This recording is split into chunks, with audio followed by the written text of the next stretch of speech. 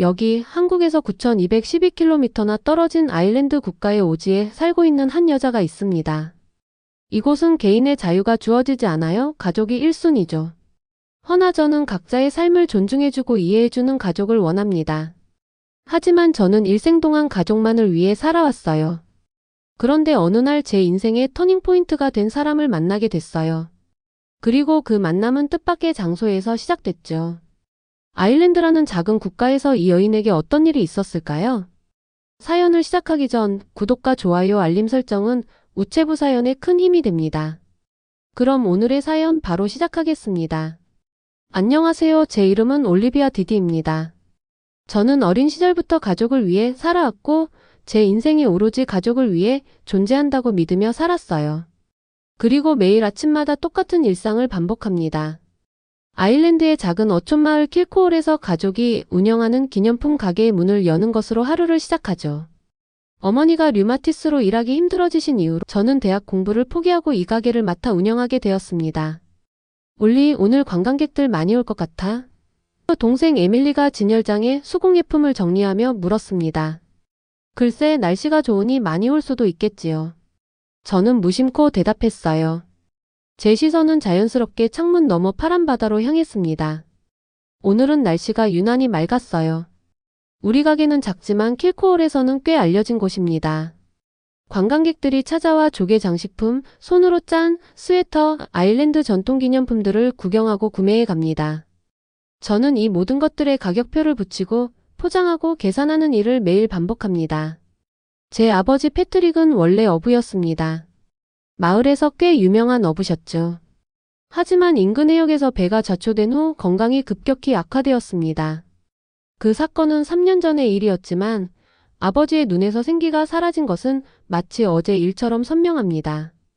패트릭, 약 먹을 시간이야.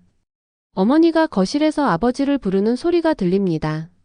저는 진열대를 정리하면서 한숨을 내쉬었습니다. 그 일 이후로 가족의 생계는 온전히 제 어깨에 달려있게 되었습니다.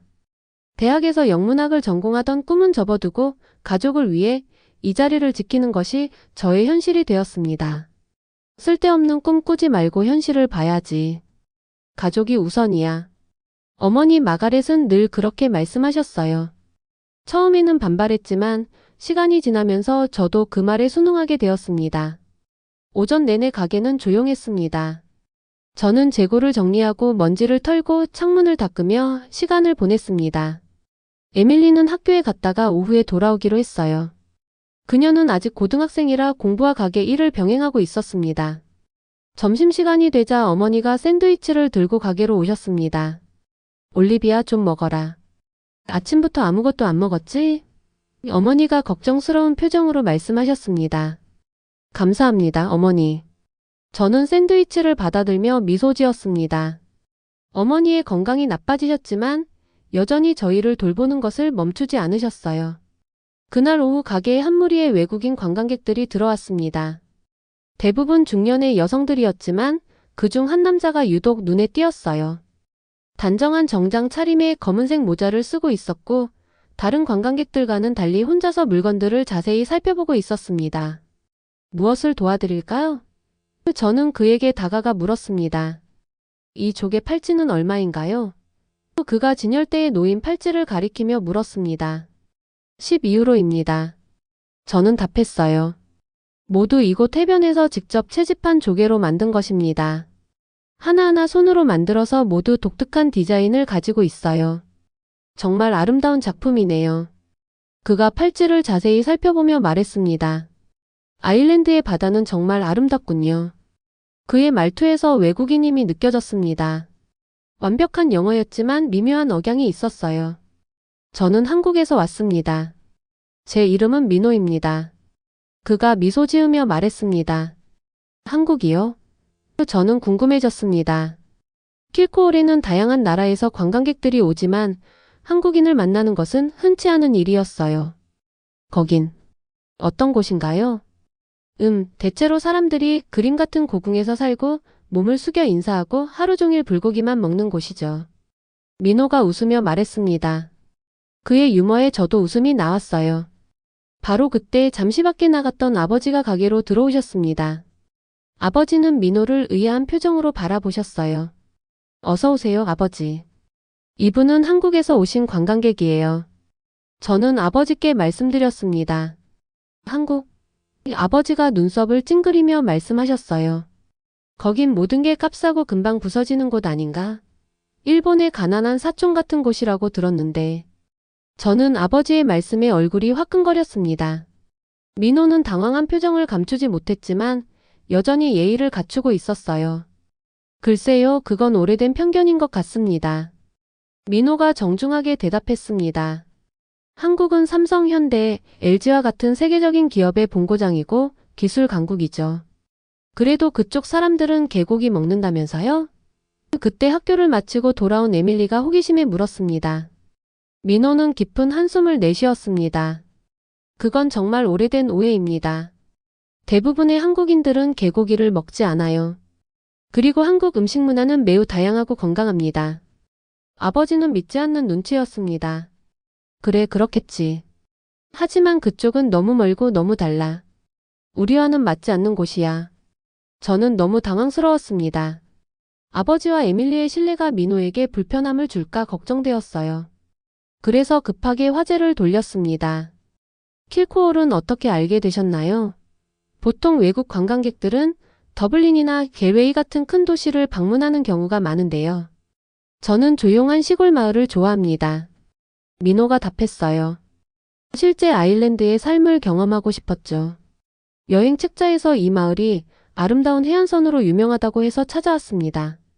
대화를 이어가면서 민호는 자신이 한국의 출판사에서 일하고 있으며 여행 에세이를 쓰기 위해 유럽을 돌고 있다고 말했습니다. 그의 이야기는 흥미로웠고 저는 처음으로 킬코홀 바깥의 세계에 대해 진지하게 생각하게 되었습니다. 혹시 연락처를 남겨주실 수 있을까요? 민호가 떠나기 전에 물었습니다. 나중에 아일랜드에 대한 글을 쓸 때 현지인의 시각이 필요할 수도 있어서요.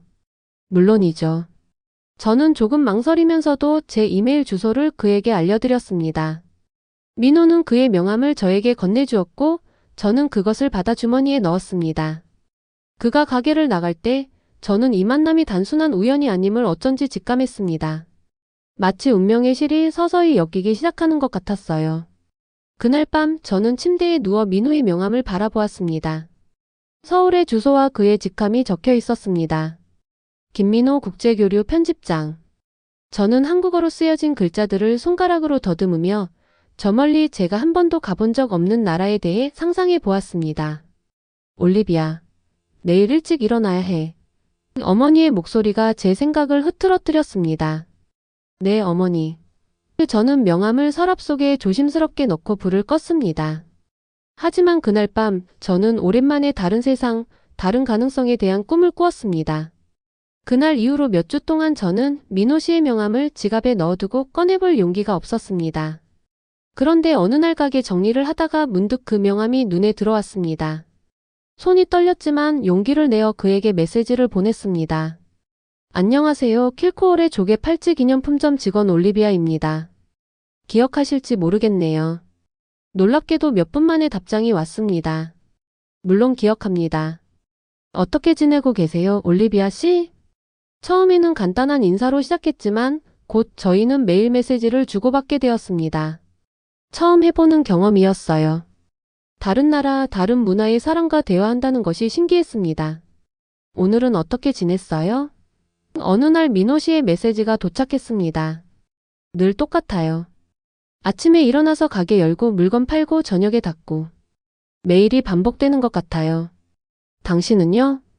오늘은 회사 동료들과 한강에서 치맥을 했어요. 치킨과 맥주요. 서울의 밤은 정말 아름다워요. 한강이요? 그게 뭐예요? 서울을 가로지르는 강이에요. 밤에는 다리와 건물들이 모두 불을 밝혀서 마치 별이 내려앉은 것 같아요. 사람들이 돗자리를 펴고 앉아 맥주를 마시고 치킨을 먹으며 시간을 보내죠. 저는 그런 광경을 상상조차 할 수 없었습니다. 제 세계는 킬코홀의 좁은 해안선과 기념품 가게, 그리고 가끔 가는 지역 술집이 전부였으니까요. 그렇게 야외에서 술 마시는 게 보통인가요? 여기서는 주로 술집에서만 술을 마셔요. 네, 한국에서는 야외에서 음식을 먹고 술을 마시는 문화가 있어요. 특히 한강공원은 서울 시민들의 휴식 공간이죠. 주말이면 가족들이 소풍을 오기도 하고 연인들이 데이트를 하기도 해요. 정말 재미있게 들려요. 우리 마을에서는 상상도 할 수 없는 일이에요. 여기서는 날씨가 좋은 날에도 대부분 집에 있거나 항상 가던 곳만 가요. 저는 매일 밤 민호 씨와의 대화를 기다렸습니다. 그의 메시지는 제 단조로운 일상에 작은 기쁨을 가져다 주었어요. 하루는 용기를 내어 더 깊은 질문을 했습니다. 민호 씨, 솔직히 말해봐요. 한국이 정말 그렇게 좋은 곳인가요? 아니면 그냥 관광 책자처럼 멋진 부분만 보여주는 건가요? 민호 씨의 답장이 오기까지 잠시 시간이 걸렸습니다. 아마 그 질문이 너무 직설적이었나 걱정했습니다. 완벽한 곳은 없어요. 한국도 문제가 많아요. 경쟁이 심하고 사람들은 바쁘게 살죠. 집값은 비싸고 일은 힘들어요. 학생들은 밤늦게까지 공부하고 직장인들은 야근이 많죠. 하지만 이곳은 기회의 땅이에요. 당신이 꿈꾸는 것을 이룰 수 있는 변화가 빠른 곳이죠. 저는 한동안 그 말을 곰곰이 생각했습니다. 꿈? 저는 오래전에 꿈을 포기했습니다. 대학 진학의 꿈도 여행의 꿈도 모두 가족을 위해 접어두었죠. 제가 생각하기에는 인생에서 중요한 건 편안함이 아니라 성장인 것 같아요. 올리비아 씨는 어떤 꿈이 있었나요? 저는 키보드 앞에서 망설였습니다. 오래전에 버린 꿈에 대해 말하는 것이 쑥스러웠습니다. 예전에는 사진 작가가 되고 싶었어요. 세계 각국을 여행하면서 다양한 문화와 풍경을 카메라에 담고 싶었죠. 하지만 현실은 다르게 흘러갔네요. 그 꿈을 접은 이유가 있나요? 가족이요. 아버지가 아프시고 어머니도 건강이 좋지 않으셨어요. 누군가는 가게를 맡아야 했고 그게 저였죠. 동생 에밀리는 아직 학교에 다니고 있었으니까요. 당신은 당신의 인생을 살 권리가 있어요, 올리비아 씨. 바로 그 순간 저는 눈물이 핑 돌았습니다. 누군가 처음으로 저에게 당신의 인생이라고 말해주었어요. 저는 늘 가족의 인생 속에서 제 역할만 해왔으니까요. 정말 그럴까요? 가끔은 제 선택이 아닌 것 같아요. 그저 상황이 저를 이렇게 만든 것 같다는 생각이 들어요. 선택은 언제나 있어요. 지금 당장 모든 것을 바꿀 수는 없더라도 작은 선택부터 시작할 수 있죠. 예를 들어 다시 카메라를 들어보는 건 어떨까요? 민호 씨의 말에 저는 오래전에 서랍 깊숙이 넣어둔 카메라를 떠올렸습니다. 고등학교 때 아르바이트에서 산 중고 DSLR 카메라였죠. 다음 날 아침 저는 용기를 내어 국립도서관에 갔습니다. 그곳에서 한국에 관한 책을 몇 권 빌렸어요. 책의 페이지를 넘기며 서울의 빌딩 숲, 전통 한옥과 현대 건축물이 공존하는 풍경, 그리고 한국의 역사와 문화에 대해 읽었습니다. 저는 또한 서랍에서 오래된 카메라를 꺼내 배터리를 충전했습니다. 그리고 마을 근처 해안가로 나가 사진을 몇 장 찍었죠. 처음에는 어색했지만 곧 예전의 감각이 돌아왔습니다. 혼자 뭐해? 에밀리가 제 방에 들어오며 물었습니다. 저는 책과 사진을 보고 있었어요. 그냥 한국에 대해 알아보고 있어. 저는 살짝 당황하며 대답했습니다. 에밀리는 놀란 표정을 지었습니다. 설마 그 남자 때문에? 올리 미쳤어? 한국은 여기서 10,000마일이나 떨어져 있어. 게다가 그들은 이상한 음식을 먹고 이상한 언어를 쓰고 아침마다 괴상한 운동을 해. 저는 한숨을 쉬었습니다. 에밀리, 그건 편견이야. 우리가 제대로 알지도 못하면서 그런 말 하면 안 돼. 사실 한국은 정말 발전된 나라래. 인터넷 속도도 세계 최고 수준이고 K-팝이나 한국 드라마도 전 세계적으로 인기가 많대. 그래? 그런데 왜 갑자기 한국에 관심을 가지게 된 거야? 글쎄. 민호 씨와 대화하다 보니 더 넓은 세상에 대해 알고 싶어졌어. 우리가 알던 세상보다 훨씬 더 다양하고 흥미로운 곳들이 있더라고. 에밀리는 잠시 생각에 잠겼다가 말했습니다. 사실 나도 가끔 이 마을을 벗어나고 싶다는 생각을 해. 하지만 엄마 아빠가 허락하실 리 없잖아. 그래, 알아. 하여튼 엄마한테는 말하지 마. 또 쓸데없는 생각한다고 소리 들을 테니까. 그날 밤 저는 민호 씨에게 찍은 사진들을 보냈습니다. 별로 대단한 사진은 아니었지만 제가 다시 카메라를 들었다는 것에 의미가 있었죠. 와, 정말 아름다운 풍경이네요. 올리비아 씨가 찍은 사진이라니 더 특별해요. 과찬이세요. 그냥 오래된 취미를 다시 시작해본 거예요. 민호 씨 덕분에 용기를 냈어요. 언젠가 올리비아 씨가 한국의 풍경도 카메라에 담게 될 날이 오길 바랍니다. 그 말을 읽는 순간 제 가슴이 두근거렸습니다. 정말 그런 날이 올 수 있을까요? 저는 감히 상상조차 할 수 없었습니다. 하지만 처음으로 그런 가능성을 생각해보게 되었어요. 민호 씨와의 대화는 제게 새로운 세계를 보여주었습니다. 그것은 단순히 한국이라는 나라에 대한 것만이 아니었어요. 제 인생에 대한, 제 가능성에 대한 새로운 시각이었습니다. 매일 밤 대화를 나누면서 저는 조금씩 변화하고 있었어요. 어느 날 밤 해변에 혼자 앉아 바다를 바라보며 생각했습니다. 내가 정말 이대로 살아야 할까? 다른 선택지는 없을까? 파도 소리를 들으며 저는 처음으로 제 미래에 대해 진지하게 고민했습니다. 그리고 그 고민은 저를 큰 선택의 갈림길로 이끌게 될 것이었습니다. 한 달이 더 지나고 민호 씨와의 대화는 더욱 깊어졌습니다. 저희는 서로의 일상, 꿈, 그리고 두려움까지 나누기 시작했습니다. 저는 가족의 무게가 어떻게 제 어깨를 누르고 있는지, 제 꿈을 포기하게 된 과정에 대해 이야기했어요. 민호 씨는 항상 제 말을 진지하게 들어주었습니다. 올리비아 씨, 어느 날 민호 씨가 메시지를 보냈습니다. 한국에 와보는 건 어때요? 일주일 정도만. 저는 그 메시지를 읽는 순간 심장이 빠르게 뛰는 것을 느꼈습니다. 설렘과 두려움이 동시에 밀려왔습니다. 정말요? 하지만 저는 한 번도 아일랜드를 떠나본 적이 없어요. 저는 솔직하게 대답했습니다. 첫 여행으로 완벽할 거예요. 제가 가이드가 되어드릴게요. 민호 씨의 답장에는 확신이 담겨 있었습니다. 그날 저녁 저는 식탁에서 가족들과 함께 식사하며 이 이야기를 꺼냈습니다. 손에 땀이 났고 목소리가 떨렸지만 저는 용기를 내었습니다. 저 한국에 가볼까 해요. 일주일 정도만. 뭐라고? 어머니가 접시를 떨어뜨릴 뻔했습니다. 한국? 너 제정신이니? 엄마 일주일만이에요. 휴가 같은 거죠. 저는 최대한 침착하게 말했습니다.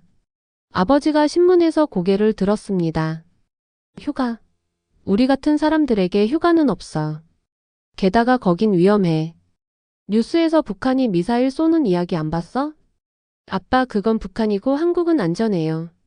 오히려 아일랜드보다 범죄율이 낮대요. 저는 책에서 읽은 내용을 자신있게 말했습니다. 실제로 한국은 세계에서 가장 안전한 국가 중 하나였거든요. 쓸데없는 소리. 어머니가 소리쳤습니다. 내가 지금 생각하는 건 가족을 버리는 거야. 우리가 널 어떻게 키웠는데 이제 와서 이런 배신을? 제 눈에 눈물이 고였지만 저는 참으며 말했습니다. 엄마, 저는 당신들을 버리는 게 아니에요. 그냥 저도 제 인생을 살고 싶어요. 내 인생. 어머니가 비웃듯 말했습니다. 내 인생은 여기 이 가족과 함께 있는 거야. 그날 밤 저는 혼자 바닷가에 나가 앉았습니다. 파도 소리가 제 혼란스러운 마음을 조금 진정시켜 주었어요. 제가 이기적인 걸까요? 가족을 떠나 먼 나라로 가는 것이 정말 옳은 결정일까요? 하지만 평생 이 작은 마을에서 꿈도 없이 살아가는 것이 과연 제가 원하는 인생일까요? 저는 바닷물이 발을 적시는 것을 느끼며 생각했습니다. 이 바닷물은 얼마나 많은 나라의 해안을 적시고 있을까요? 아일랜드의 해안에서 한국의 해안까지. 같은 물이 흐르고 있다고 생각하니 묘한 안정감이 들었습니다. 무슨 고민이야? 갑자기 에밀리가 나타나 물었습니다.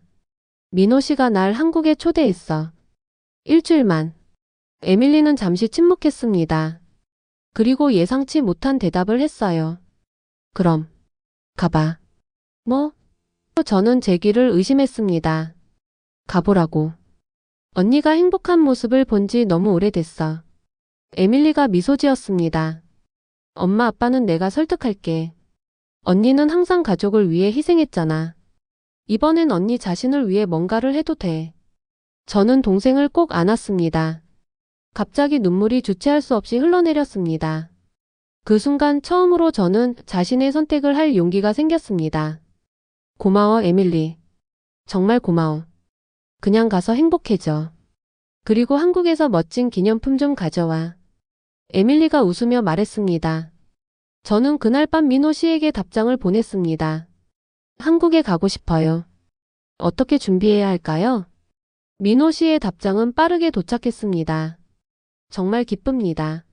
걱정 마세요. 제가 모든 것을 도와드릴게요. 우선 여권부터 확인하시고. 저는 다음 날부터 여행 준비를 시작했습니다.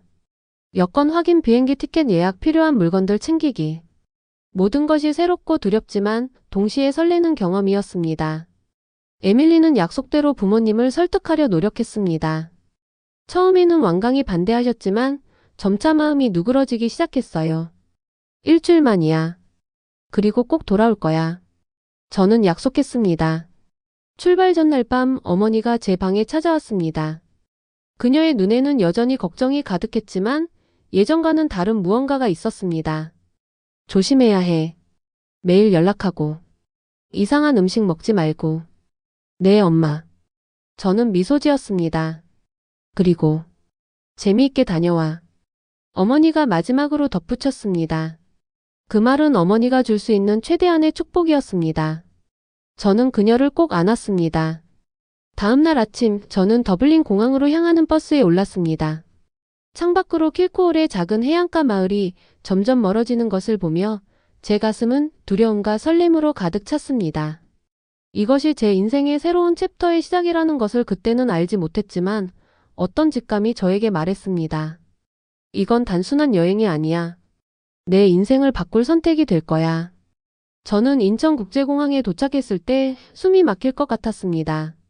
비행기에서 내려 공항 터미널로 걸어가는 순간부터 제가 완전히 다른 세계에 발을 들였다는 것을 느꼈습니다.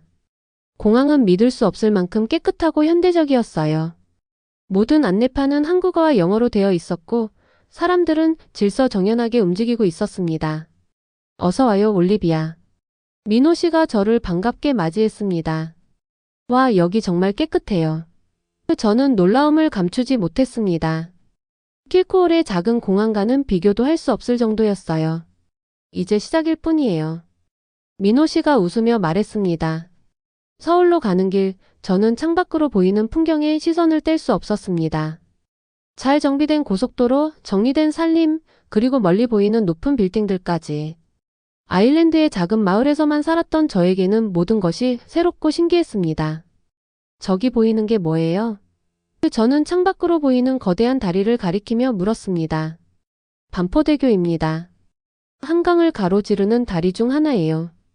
밤에는 음악 분수쇼도 볼 수 있어요. 민호 씨가 설명해 주었습니다. 한강이요? 메시지로 말씀하셨던 그 강인가요? 저는 호기심에 물었습니다. 네, 바로 그 한강입니다. 내일 시간이 되면 함께 가보시죠. 민호 씨의 아파트에 도착했을 때 저는 더욱 놀랐습니다. 현관문을 열 때 비밀번호를 입력하는 디지털 도어락, 자동으로 켜지는 조명, 음성으로 제어되는 가전제품들. 저에게는 모든 것이 신기했습니다. 이게 다 자동으로 작동하는 거예요? 저는 놀라움을 감추지 못했습니다. 네, 요즘 한국의 아파트는 대부분 이런 스마트홈 시스템을 갖추고 있어요. 민호 씨가 자랑스럽게 설명했습니다. 창문으로 내다본 서울의 야경은 정말 환상적이었습니다. 수많은 빌딩의 불빛들이 마치 별처럼 빛나고 있었어요. 저는 그저 창가에 서서 그 광경을 바라보았습니다. 이건 영화에서나 볼 수 있는 광경이에요. 저는 중얼거렸습니다. 첫날 밤 저는 시차 적응에 어려움을 겪었습니다. 아일랜드와 한국의 시차는 9시간이나 났기 때문에 몸이 적응하기 힘들었어요. 저는 밤새 뒤척이다가 새벽에 겨우 잠이 들었습니다. 다음 날 아침 민호 씨는 저를 위해 한국식 아침을 준비해 주었습니다. 이건 뭐예요? 저는 밥과 함께 나온 여러 가지 반찬들을 보며 물었습니다. 된장국과 김치 그리고 몇 가지 밑반찬입니다. 한국에서는 아침부터 이렇게 든든하게 먹어요. 저는 조심스럽게 된장국을 한 숟가락 떠먹었습니다. 처음에는 낯선 맛이었지만 몇 번 더 먹다 보니 괜찮았습니다. 생각보다 맛있네요. 저는 놀라며 말했습니다. 아침을 먹은 후 민호 씨는 저를 데리고 서울 투어를 시작했습니다. 첫 번째 목적지는 경복궁이었습니다. 와, 정말 크고 웅장하네요. 저는 경복궁의 정문인 광화문을 바라보며 감탄했습니다. 화려한 색상의 목조 건물들, 정교한 조각들, 그리고 넓은 마당까지. 모든 것이 인상적이었습니다. 경복궁은 조선 왕조 시대의 메인 궁궐이었어요. 1395년에 처음 지어졌지만 여러 번 파괴되고 다시 지어졌죠. 민호 씨가 전문 가이드처럼 설명해 주었습니다. 저는 궁 안을 걸으며 한국의 역사와 문화에 대해 많은 것을 배웠습니다. 특히 왕이 살았던 공간인 근정전의 웅장함에 감탄했어요. 경복궁 다음으로 우리는 인사동으로 향했습니다. 좁은 골목길을 따라 전통 공예품과 기념품을 파는 가게들이 즐비했습니다. 여기는 제가 기념품 가게를 하는 것과 비슷하네요. 저는 친근감을 느끼며 말했습니다.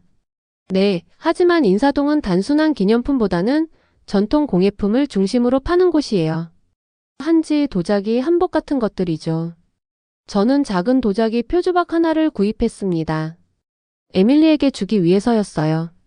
점심시간이 되자 민호 씨는 저를 전통 한식당으로 안내했습니다. 이제 진짜 한국 음식을 맛볼 차례예요. 그가 말했습니다. 테이블에 놓인 수많은 반찬들을 보고 저는 망설였습니다. 작은 그릇마다 서로 다른 반찬들이 담겨 있었고 그 중에는 본 적도 없는 음식들도 많았습니다. 이걸 다 먹어야 해요? 저는 조금 부담스러워하며 물었습니다. 천천히 맛보세요. 마음에 드는 것만 드셔도 돼요. 저는 조심스럽게 김치를 집어 입에 넣었다가 매운맛에 눈을 크게 떴습니다. 너무 매워요. 저는 물을 들이키며 말했습니다. 민호 씨는 웃으며 말했습니다. 시간이 지나면 익숙해질 거예요. 한국 음식은 맛을 숨기지 않아요. 점심 식사 후 우리는 지하철을 타고 강남으로 이동했습니다. 지하철 역시 저에게는 큰 경험이었습니다. 킬코홀에는 지하철이 없었기 때문이죠. 지하철이 정말 깨끗하고 빨라요. 저는 감탄했습니다. 서울 지하철은 세계에서 가장 효율적인 시스템 중 하나라고 합니다. 민호 씨가 자랑스럽게 말했습니다. 강남에 도착하자 고층 빌딩들과 세련된 상점들이 저를 맞이했습니다. 거리는 사람들로 붐볐고 모두 바쁘게 움직이고 있었습니다. 여기 사람들은 왜 이렇게 바쁘게 살아요? 저는 호기심에 물었습니다. 우리는 앞으로 나아가려는 의지가 강해요. 완벽하진 않지만 항상 더 나은 미래를 위해 노력하죠. 그날 저녁 민호 씨는 저를 한강공원으로 데려갔습니다. 강변을 따라 산책하며 저는 서울의 다른 면모를 볼 수 있었어요. 한낮의 바쁨과는 달리 저녁의 한강은 여유로움이 느껴졌습니다. 사람들은 돗자리를 펴고 앉아 치킨과 맥주를 즐기고 있었고 연인들은 손을 잡고 산책을 하고 있었습니다. 이게 바로 치맥이군요. 저는 주변을 둘러보며 말했습니다. 맞아요. 한국인들이 가장 좋아하는 조합 중 하나죠. 민호 씨가 웃으며 대답했습니다. 우리도 돗자리를 펴고 앉아 치킨과 맥주를 주문했습니다. 저는 한강의 물결과 멀리 보이는 도시의 불빛을 바라보며 깊은 생각에 잠겼습니다. 이곳은 킬코홀과는 너무나 달랐지만 이상하게도 편안함을 느꼈습니다. 일주일 동안 저는 한국의 다양한 면모를 경험했습니다. 빠른 지하철, 24시간 열려있는 편의점, 늦은 밤까지 불이 꺼지지 않는 도시. 무엇보다도 저를 놀라게 한 것은 사람들의 열정이었습니다. DMZ 투어에서는 남북분단의 현실을 직접 목격했습니다. 남과 북을 나누는 38선을 바라보며 저는 이 나라의 아픈 역사를 느낄 수 있었습니다. 북촌 한옥마을에서는 전통 한옥을 구경하고 한복을 입어보는 경험도 했습니다. 화려한 색상의 한복을 입고 사진을 찍으니 마치 타임머신을 타고 과거로 간 것 같은 기분이 들었어요. 명동에서의 쇼핑은 또 다른 즐거움이었습니다. 각종 화장품과 패션 아이템들이 가득한 거리를 걸으며 저는 한국의 트렌드를 체험할 수 있었습니다. 시간이 지날수록 저는 한국에 더 빠져들었습니다. 낯선 것들도 점점 친숙해졌고 매운 음식에도 조금씩 적응했습니다. 마지막 날 민호 씨는 저에게 중요한 질문을 했습니다. 올리비아, 한국에서 좀 더 오래 머물러 보는 건 어때요? 어학원에 등록하고 한국어를 배우면서. 저는 망설였습니다. 저의 마음은 이미 결정을 내렸지만 가족을 생각하면 쉽게 대답할 수 없었습니다. 킬코홀의 작은 기념품 가게, 매일 아침 열쇠로 문을 여는 일상, 가족과의 식사. 그 모든 것을 뒤로하고 이곳에서 새로운 삶을 시작할 준비가 되어 있는지 확신할 수 없었습니다. 시간이 필요해요. 저는 마침내 말했습니다. 민호 씨는 이해한다는 듯이 고개를 끄덕였습니다. 천천히 생각해 보세요. 어떤 결정을 내리든 저는 존중할게요. 그날 밤 저는 호텔 창문으로 서울의 야경을 바라보며 생각했습니다. 일주일 전만 해도 저는 이곳이 어떤 곳인지 상상조차 할 수 없었습니다. 하지만 지금 이 도시는 저에게 가능성과 기회의 땅으로 느껴졌습니다. 내가 정말 여기서 살 수 있을까? 저는 중얼거렸습니다. 그 대답은 제 마음 깊은 곳에서 이미 알고 있었습니다. 저는 이 새로운 세계에서 제 자신을 찾고 싶었습니다. 낯설고 때로는 두렵겠지만 저는 이 도전을 받아들일 준비가 되어 있었습니다. 저는 아일랜드로 돌아와 가족들에게 한국에서의 경험을 들려드렸습니다. 처음에는 부모님이 관심 없는 척 하셨지만 점차 제 이야기에 귀를 기울이기 시작하셨어요. 그래서 거기서 뭘 먹었니? 어머니가 물으셨습니다. 김치, 비빔밥, 불고기. 처음에는 좀 달랐지만 정말 맛있었어요. 저는 솔직하게 대답했습니다. 아버지는 여전히 의심스러운 표정이셨어요. 그래도 그건 일시적인 거야. 실제로 살기엔 완전히 다른 문제지. 저는 깊은 숨을 들이마시고 말했습니다. 아빠, 엄마. 저 결정했어요. 한국에 가서 6개월 동안 한국어를 배우고 싶어요. 순간 방 안이 조용해졌습니다. 부모님의 표정이 굳어지는 것을 느낄 수 있었어요. 그럴 줄 알았어. 어머니가 눈물을 참으며 말씀하셨습니다. 내가 우릴 버릴 줄 알았어. 엄마 버리는 게 아니에요. 저는 그냥 더 넓은 세상을 보고 싶어요. 저는 진심을 담아 설명했습니다. 그럼 우리는 어떻게 되는데? 아버지가 물으셨습니다. 내가 없으면 가게는 누가 맡아? 그때 에밀리가 앞으로 나섰습니다. 제가 할게요. 올리가 절 많이 가르쳐줬어요. 이제 제 차례예요. 저는 에밀리에게 감사한 마음이 들었습니다. 그날 밤 저는 짐을 꾸리기 시작했어요. 제 결정은 확고했습니다. 모든 것이 이상하게 느껴졌지만 한국에서 보낸 일주일 동안 제가 얼마나 살아있음을 느꼈는지 잊을 수 없었거든요. 3주 후 저는 다시 한국행 비행기에 올랐습니다. 비행기 안에서 저는 창밖을 바라보며 생각했어요. 과연 내가 옳은 선택을 한 걸까? 하지만 마음 깊은 곳에서는 이것이 제 인생에서 가장 중요한 결정임을 알고 있었습니다. 서울에 도착했을 때 저는 이전과는 다른 감정을 느꼈어요. 이번에는 단순한 방문객이 아니었죠. 환영해요, 올리비아. 민호가 공항에서 저를 맞이했습니다. 집에 온 것 같아요. 저는 미소 지으며 말했습니다. 첫 달은 정말 쉽지 않았어요. 한국어 배우기는 제가 생각했던 것보다 훨씬 어려웠습니다. 안녕하세요와 감사합니다만으로는 일상생활이 불가능했죠. 지하철에서 길을 잃기도 했고 음식 주문할 때 실수도 많이 했습니다. 괜찮아요. 천천히 배우면 돼요. 민호는 항상 저를 격려해 주었어요. 어학원에서 만난 다른 외국인 친구들도 저와 비슷한 어려움을 겪고 있었습니다. 우리는 서로 의지하며 한국어를 배웠어요. 때로는 함께 웃고 때로는 함께 좌절하기도 했죠. 제가 처음으로 한국어로 제대로 대화를 나눈 날 너무 기뻐서 눈물이 났어요. 작은 성취였지만 저에게는 큰 의미가 있었습니다. 새로운 문화에 적응하는 것도 쉽지 않았어요. 한국에서는 모든 것이 빠르게 움직였고 사람들은 항상 바빠 보였습니다. 저는 킬코올의 느린 생활 리듬에 익숙해져 있었기 때문에 이런 빠른 템포가 처음에는 적응하기 어려웠어요. 왜 모두가 이렇게 서두르는 거죠? 저는 민호에게 물었습니다. 우리는 시간을 소중히 여겨요. 아마도 너무 소중히 여기는 것 같기도 하지만요. 민호가 웃으며 대답했어요. 홀로 서는 법을 배우는 것도 중요한 과정이었습니다. 킬코올에서는 항상 가족에게 의존했지만 이제는 제 스스로 결정을 내리고 책임져야 했어요.